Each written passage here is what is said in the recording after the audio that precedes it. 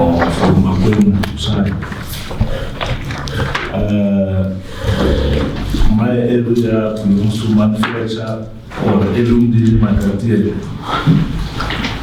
We have 14 admin areas. Those 14 admin areas have got 72 villages.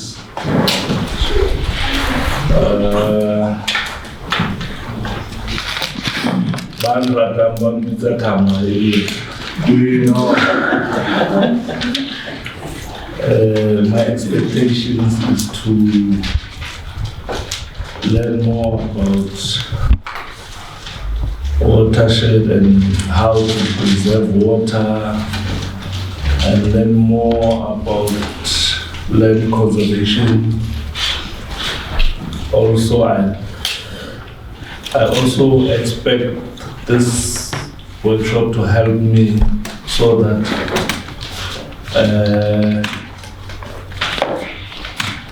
this traditional course bill can be fast-tracked and passed, because traditional councils, they don't have laws that guide them to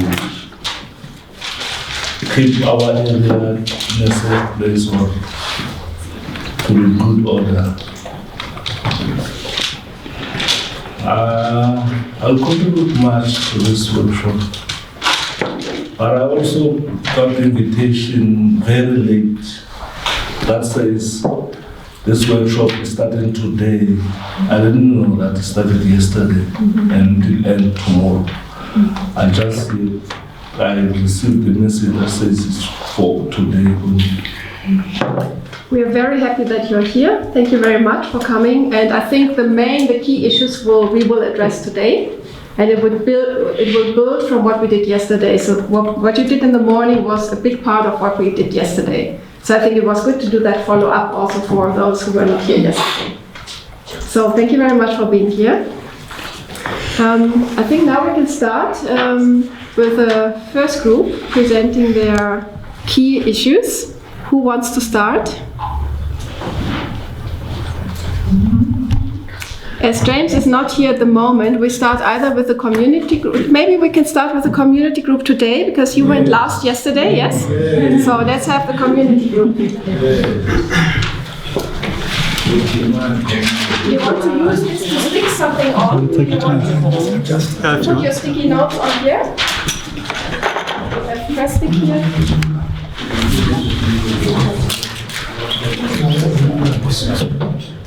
You want to put the holder? Yes, it's better. Okay. Let me. Sure. Just Good morning, everybody. I'm very glad today because the great Chief of Makwenu is here. Therefore, I'm sure I'm going to squeeze the policymakers into the corner, because sometimes they make conclusions without proper consulting us traditionally as Africans. So when it comes to water, we as a community have realized that our economy is actually based in the water systems. So actually, we want to decolonize the mindset of the people.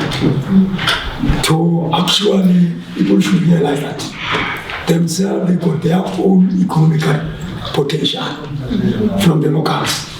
Not like always going to the urban areas to get jobs. So water is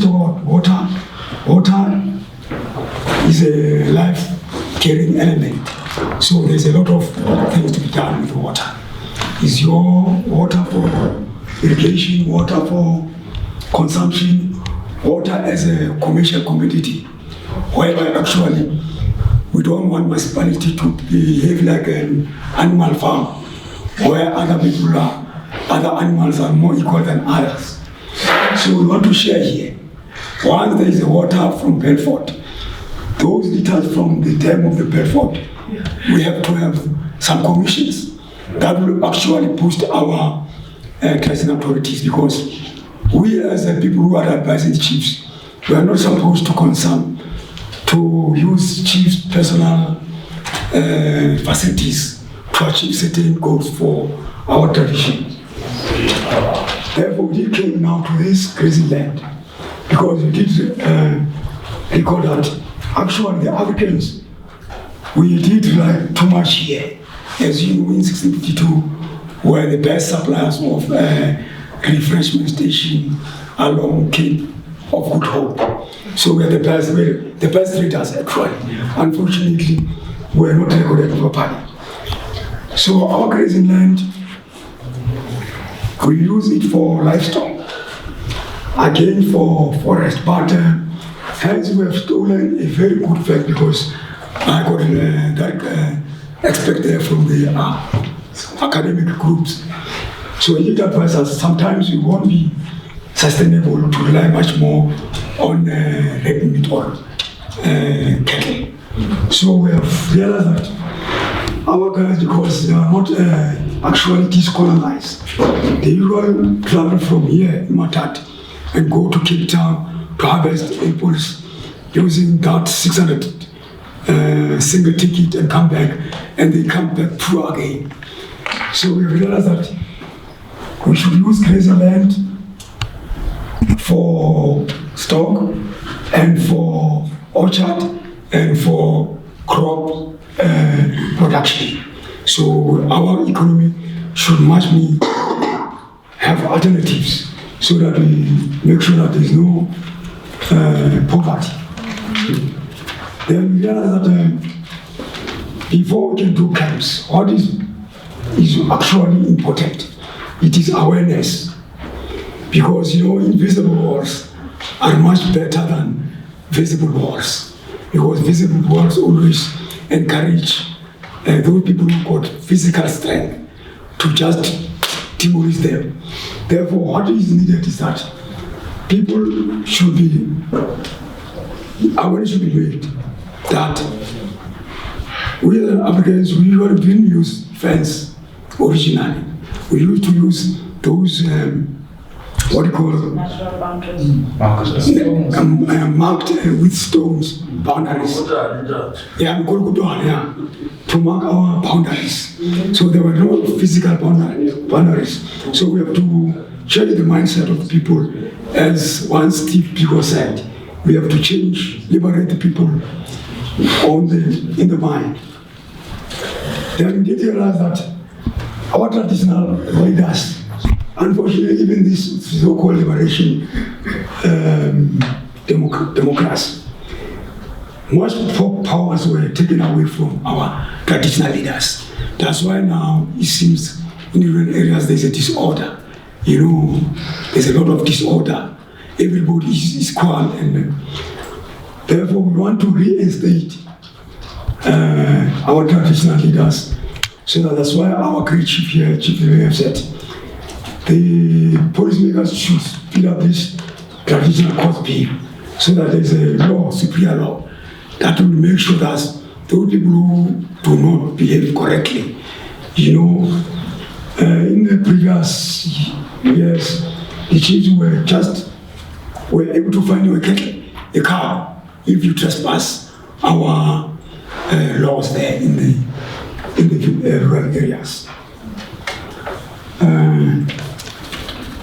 Then the rangers will come after we have built awareness.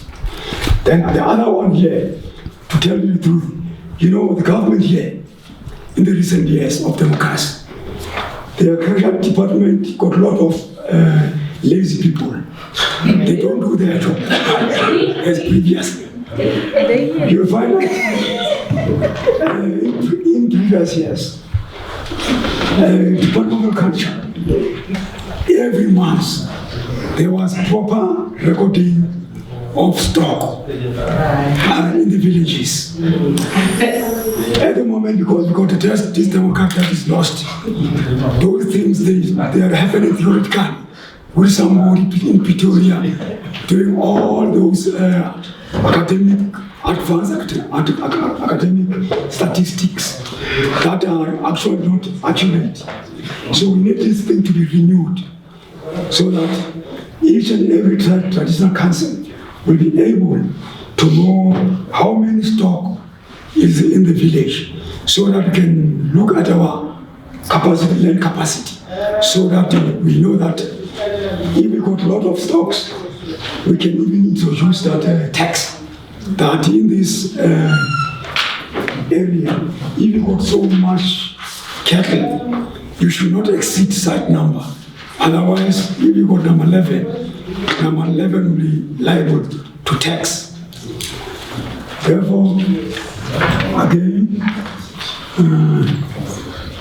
maybe my secretary may help me so that if I get something, then we can come along.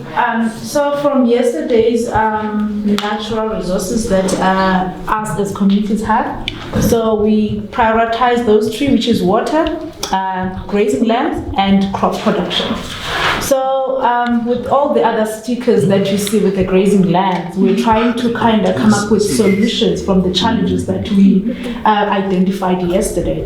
So for me, I would say I'm really, to me it was really productive to sit down there and come up with these solutions because of for the challenges that we are having in the community. So as he was explaining there, sorry, I forgot your name, sir. As he was explaining that those are the other stickers, all the other stickers, they're just we're trying to come up with solutions. That the main thing was that the traditional council, like chiefs and the headmen and all that, they don't have powers. That's why we are having the problem of overgrazing. We are having the problem like the poor. That's where the poor rangeland management is coming from, because previously, like in the olden days, the chiefs were able to come up with a plan, like to rest areas and to, like with the rotational grazing and all that, and people were complying on that.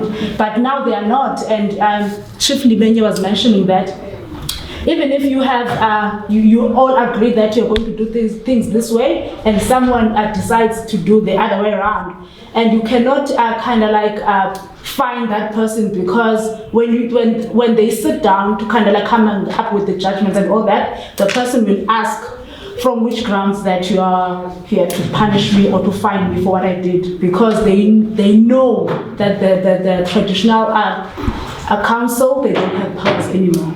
So it's something that for me, from my side and the work that I'm doing with the communities, was something that I'm saying that I'm happy that we sat down and come up with those. And also for me to understand, because some of the things I didn't know about them, so now it's...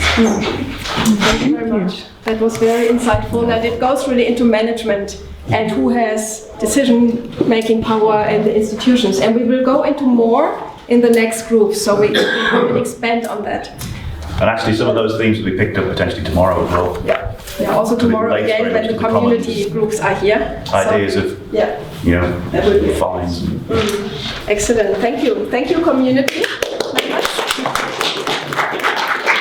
The priorities are water, livestock, and croplands, I think.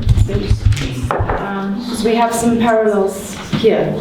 So people didn't talk about wattle specifically, but I think when we talk about water, we know that to get rid of the wattle. So yesterday we had two priorities. We had managing of the wattle, and then land, sort of a land sparing model where we include some fodder croplands, because we know that there's been a decrease in rangeland because of the aliens coming in. And meanwhile, we've still got the same or more numbers of livestock, so how do we support that? So now we went a bit deeper. Now, I don't think you can't read any of this, but I'm just going to use it to help me. So we thought within wattle clearing and this intensification using fodder crops, we'll go a bit more in depth. Tony started us off by a depressing truth, is it looks like even though we've had 20 years of clearing with the Working for Water in the Eastern Cape and KZN, there's been only an increase in the amount of wattle. So even though Working for Water has cleared over 1 million hectares, actually the amount of, I don't know what the numbers are offhand, but we've got like 8-10 million hectares of invasion. So a hard truth is probably we're never going to get rid of the wattle. Now, I don't know if that's true. It may be that if you get if people are clearing the Amazon, why can't we get a bunch of really top quality clearers who just come in here and clear all the aliens, right? So I don't know. But even if we're going to just park that now, even if we accept we're probably not going to get rid of the aliens, and even if we can, what Tony was talking about on our last trip, which I think is very important, is that completely clear cutting doesn't have that many benefits. Because, and there's been a recent paper, even if you clear cut the wattle, some areas recover, they get the grazing land back, but a lot of them don't. They don't recover, and if you look from like Google Earth or something, you can see the cleared areas and you can see it's bare, and we know if it's on a slope, that's erosion, and we may lose those areas. So we were thinking, this is Tony's thinking, as a priority, we need to look at maybe not clear cutting, but wattle thinning, so that you actually convert those areas into a kind of agroforestry environment. That means you keep some big trees. So what we saw out in Mbenyani was where you've cleared, where there's still big trees, and not dense stands of lots of little trees, you let in some light and there is grass growing there.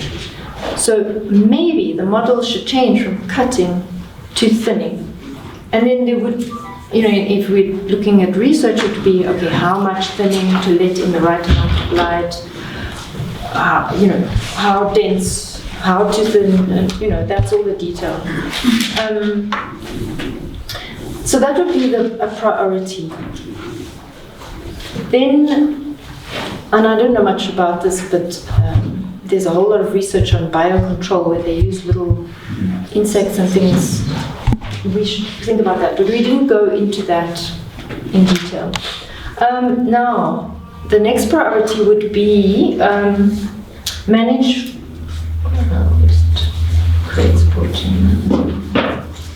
Create supportive environmental policy for this thinning. Okay, we can't just go ahead. Working for water has to agree. Also, we need to manage for livelihood security. So now, previously, people are using those big logs, big stems for wood milling, and so that's these are seen as valuable. Now, if we had to say, well, leave those and we'd rather keep the small ones, we would have to say, okay, well, how do we use those? So what would be the use? And people are already using the wood for charcoal and furniture and so on, but it would be making sure that if we had this kind of model that it wouldn't take away from the uses of charcoal.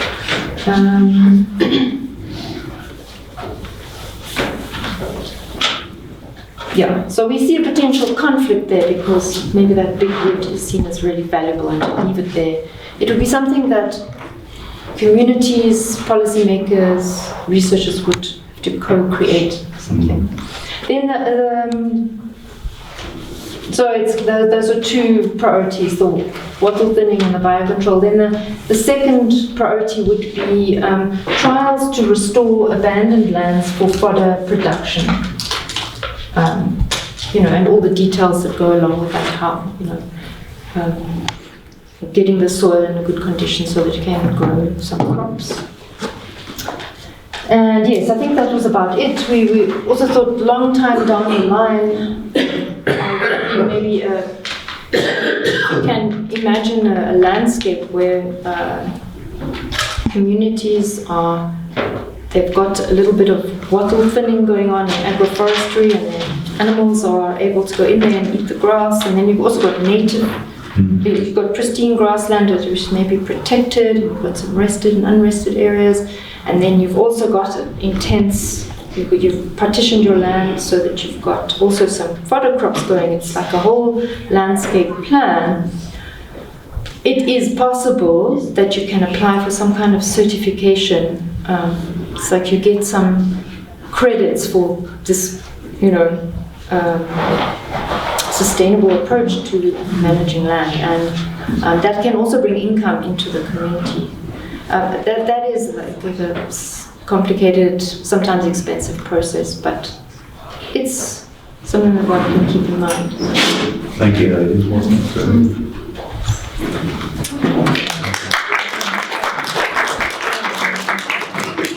I think that's going to inform the afternoon session for you guys really well as well. Yes, how Yeah, that, and also the kind of interface potentially with the capacity to do this. and I guess with these people's thoughts about. So the last group is On where we left off yesterday,